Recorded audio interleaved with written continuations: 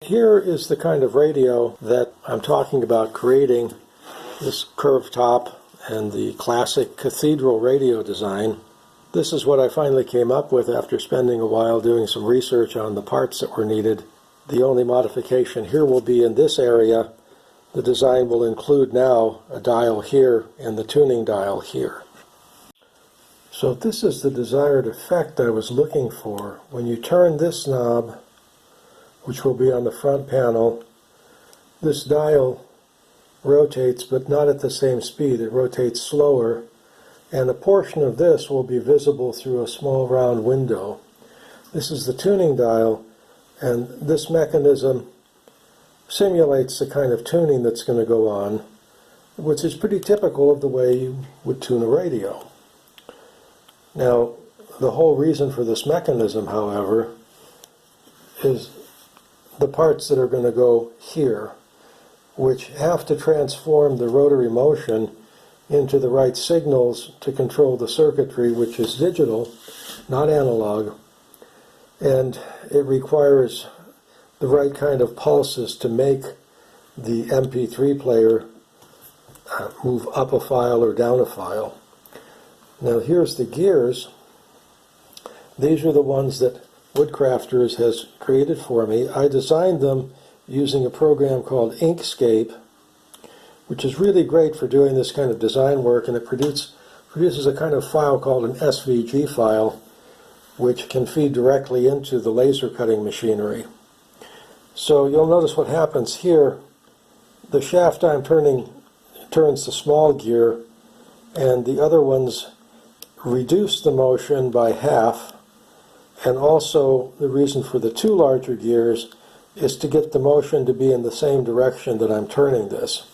Now, this hasn't really been put together yet, which is why it's kind of looking empty and may work in kind of a bulky manner.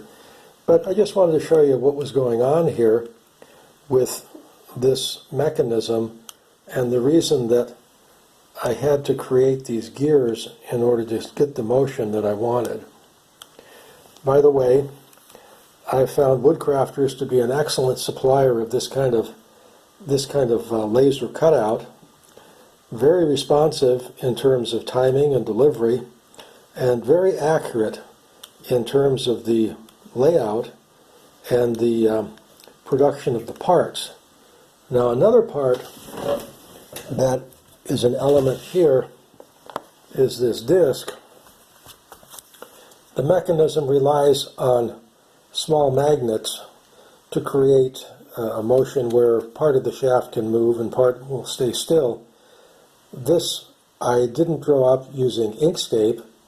This I created simply a blueprint indicating the placement and the angles between these holes. And Woodcrafters got it together very quickly for me. This is a sample, which I got for $5, drawing up the instructions for the laser cutting machinery and then producing the sample. And then, since I've checked this out and it works perfectly, for my purposes, I'll be ordering a whole batch of these to construct this mechanism. This will go in here on the shaft, as well as other mechanisms to create the desired signals.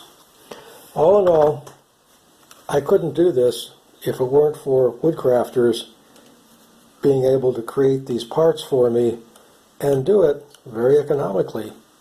By the way, this mechanism goes into a replica old-time radio, which is loaded with old-time content, and I donate these to retirement and convalescent homes, figuring that the musical entertainment of the old golden era of old-time radio is kind of interesting for many people to listen to, and in some cases for people well advanced in years, up in the 70s and 80s, probably produces the same kind of programming that they listened to when they were young.